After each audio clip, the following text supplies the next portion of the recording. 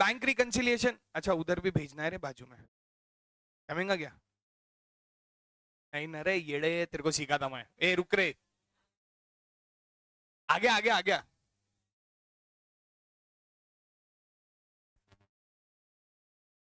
अब अपन रिकॉर्डिंग कब करेंगे? चालू हो गई क्या? अरे है क्या?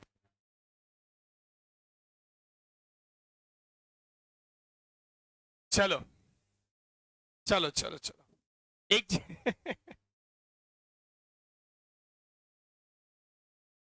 काजी जी, मेरे को आपके हंसी का राज पता चल गया बोला, हम भी कभी लड़के थे।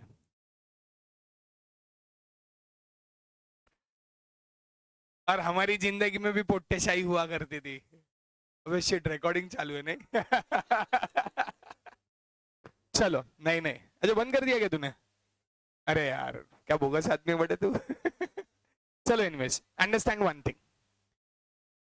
देखिए, ये जो हमने बनाया है ना, ये हमने बीआरएस बना तो दिया, पर इस बीआरएस का एक प्रॉब्लम है। क्या? अगर मैं नितेश भैया को अभी बुला लेता हूं और उसको बोलता हूं कि ये समझा, तो क्या उसको समझ में आएगा क्या?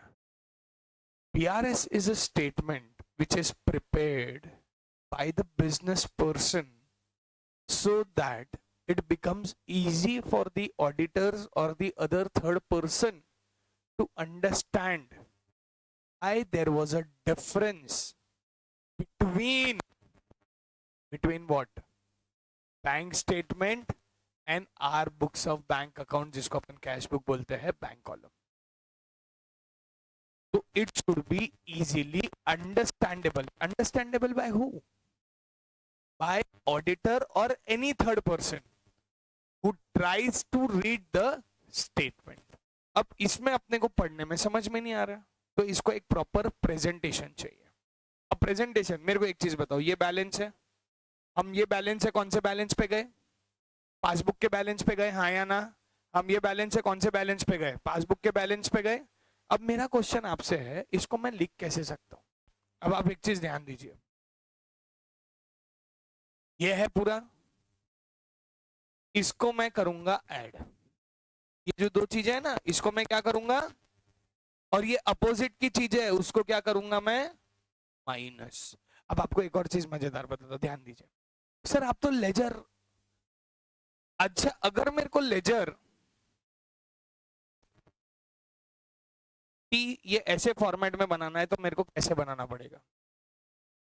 मेरे को लिखना पड़ेगा sir, balance as per cash book, नामकरण करना पड़ेगा कि नहीं?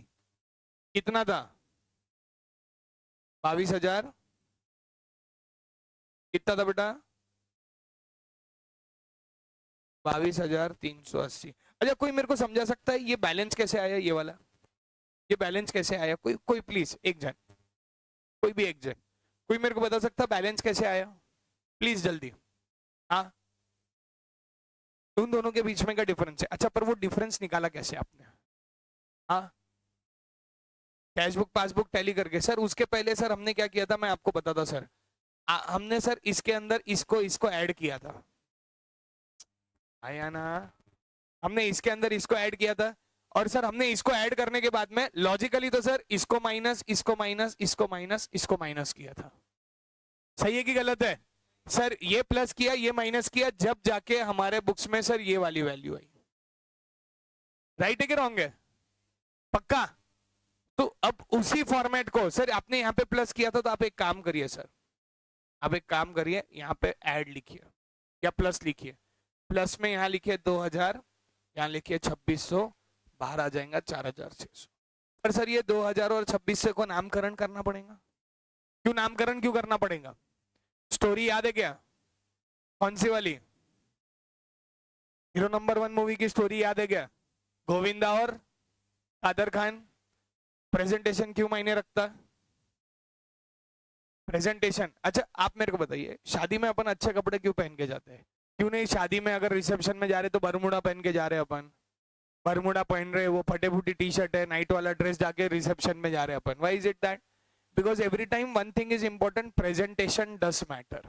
What matters is presentation, because that is what.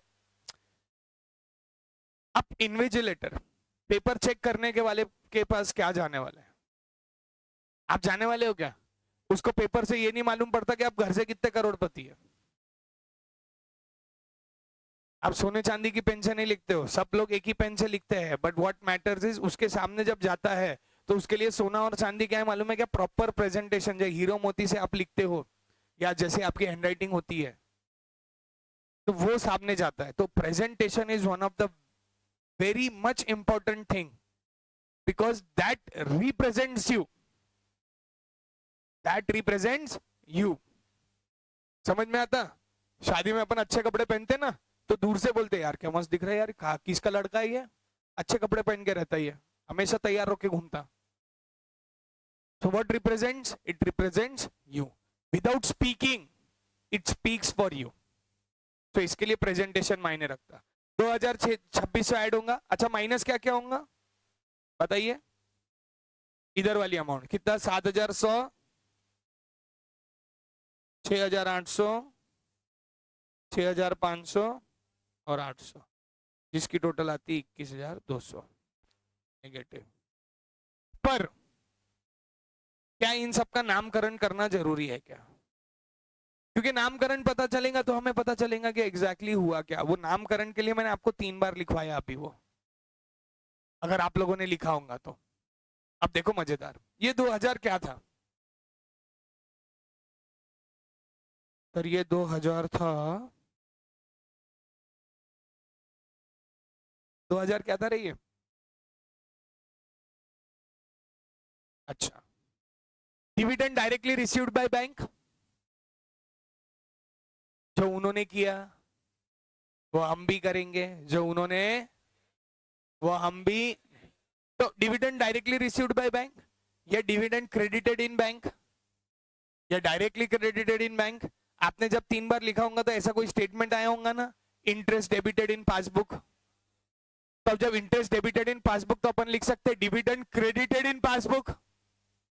लिख सकते कि नहीं? यहां लिखेंगे अपन डिविडेंड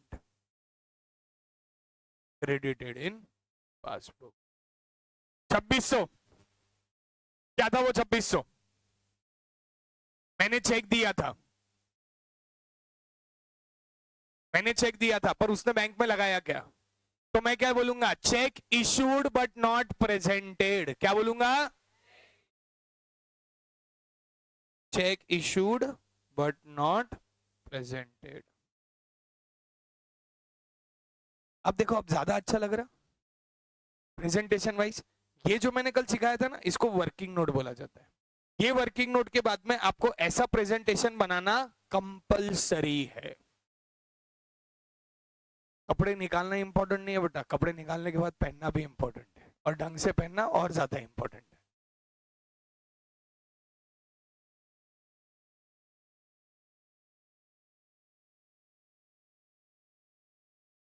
और ये मत समझना कि मेरे को तुम्हारी सोच नहीं समझती है. भाई यार दिमाग. नेक्स्ट, 7,100 और 6,800 में क्या हुआ?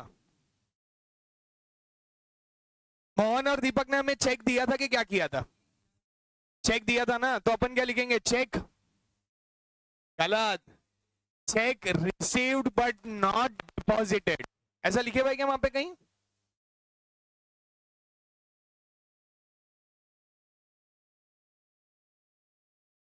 चेक डिपॉजिटेड मट into bank but not credited. Bank ने cheque issued but not presented. Bank charges. हाँ, तो हमको नया बनाना पड़ेगा. क्या बनाएंगे? Cheque received but not, cheque received but not deposit. आपने चेक दे दिया, मैंने बैंक में नहीं डाला, उसको इंग्लिश में कन्वर्ट करना है. Check received but not